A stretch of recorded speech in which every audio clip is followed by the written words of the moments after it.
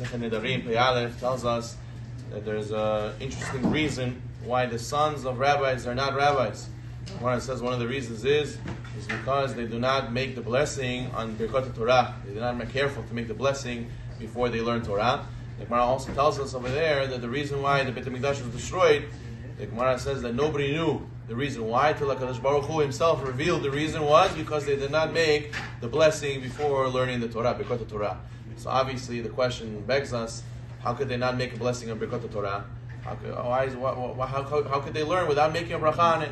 So maybe you'll say, many of the Mepharshim say, they made the blessings when they came up to the Torah, but they didn't make the blessings when they went to learn their personal study, their personal Torah. They didn't make the Birkot Torah in the morning.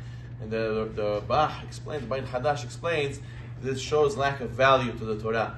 They looked at that time in the Torah as something, okay, what does the Torah say? What's the halacha? What do you have to do? That's it. I just have to go open the textbook, see what's the right thing to do, and that's it, close it. It's not part of my life. Or it's academic, it's very interesting, very nice. I like that lecture. It was it spoke to me. It was very interesting material. But if it's not interesting and it has nothing to do with me, so I don't need to learn it. It's not for me. It's not important. Chaz v'shalom, they had that mentality, and that led them to not make a bracha on it. Therefore, when a person has the right mentality, he looks at Torah as part of our life. It's a must. It's a critical part of our life, and it's a mitzvah. People cannot forget it's a mitzvah. It's the most important mitzvah. And of course, when you're going to remember that you're doing a mitzvah, you're learning Hashem's wisdom, you're going to remember to make the bracha before. So therefore, that's what the Gemara says. The person has to be very careful to do the Birkot Torah properly. And that's what Shulchan Aruch writes in Siman Mem Zayin, that with this bracha, Shulchan Aruch writes, that he takes a whole halacha, a whole seif, and he says, you have to be very careful with Birkot Torah. He goes out of his way to say that. So the Gemara Sechet Brachot, Daf Yud Aleph, tells us also about which bracha should you make. There's many opinions. Some say you should say La'asog Divrei Torah. Some say you should say Melamed Torah L'Amo Yisrael. Some say you should say Shebachar Banu. The Gemara comes to the conclusion, since this is the greatest mitzvah, you say all of them. You should say all three. Minhag Sfaradim is not to say La'asog Divrei Torah. We say Al Divrei Torah. But in the morning, a person is going to have to say 3 blessings of Birkot Torah in the morning because of how special this mitzvah is. Interestingly, they asked the Rashba, why don't we make a bracha on at the end of the Torah learning, at the end of the Sefer Torah, we make a bracha. Why don't we make a bracha when we finish learning? So the Bet Yosef, he brings the Yosef Karo, he brings a beautiful answer. He says that in the Torah learning, there's no end. There's no end of the Hayuv. A person has always a constant running obligation to learn more and more. So therefore, you cannot formally say you finished. By the Sefer Torah, there's a certain parasha you read, but a person's own learning, there's no end. So therefore, there's no end blessing for Birkot Torah. But nonetheless, the person has to be careful. The Ramban, he writes as a hasaga on the Rambam. The Rambam has a Sefer Mitzvot. He writes the only mitzvah bracha from the Torah is Birkat HaMazon. As opposed to the Birkat Torah, it's not from the Torah. He writes it to the Rabbanan.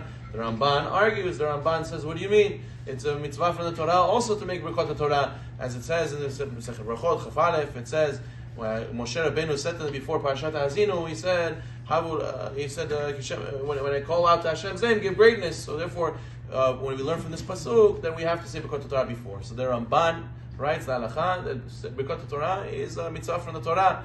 And the nafkamina, the practical difference between this is that the person doesn't remember if he said Birkot Torah or not. I said, did I say it? Did I not say it? I don't remember. By Birkat HaMazon, the halacha is you have to go back. At least the first 3 brachot are Doraita. So maybe you have to go back and reread Birkot Torah if you forgot, if you don't remember. But according to Rambam, you don't, because it's the Rabbanan like any other bracha. Safek brachot la'akeh. You go in matters of brachot, you go leniently. La halacha, Shulchan Aruch writes in the Shemar Reshtet, the only blessing you go back for out of doubt is Birkat HaMazon. Birkot Torah, if you do not remember if you said it or not, you do not repeat it. But it's good to have someone else have you in mind if they didn't say it. Or it's good to have in mind in the blessings before the Kriyat Shema, to have in mind that it should count as your Birkot Torah in that situation. There's a nice mashal I read of Rav Shvadron, Allah Shalom. He says in the month of Elul to prepare. He says there was a person who was the king of a certain area, big country, and he always used to like to go amongst the people to find out what the people think of him and what the people are speaking about. But he can't go just as dressed up as a king. It's gonna be not possible. So he used to dress up as a simple person, as a person who was an officer, as a regular nobleman, but not as a peasant, not as a king. So he goes and he stays in a certain area and he gets hosted by a certain individual in the community. He stays by him and he treats him like a regular officer, like a regular nobleman. Hi, how are you? Very nice to have you. Please sit here, drink here, eat there, go here, go there. He takes care of him like a good host. Afterwards, he didn't pay attention. There was the outfit the whole time. He didn't realize it was the king.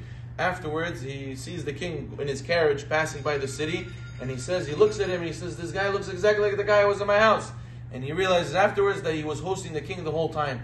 He goes crying and running to the carriage and he says, please, if I would have known it was you, it would have been different. I'm sorry, I apologize.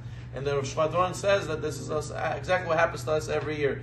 We sit Rosh Hashanah, we sit Yom Kippur, and we say, wow, if only I had more zchuyot, if I only had more mitzvot, if only I did less avirot, if I did more teshuvah before this day, I would have been able to ask Hashem more, Hashem would have judged me more favorably. We always cry after when the carriage is passing by. But now, HaMelech Basadeh, in the month of Elul, Hashem is coming to us, asking for the slichot, asking for the teshuvah. If now, it looks like it's not a big deal, it looks like it's in a costume. But this is the time to wake up, this is the time to utilize, because don't cry after that you wish you would have done more. Baruch Adonai Olam.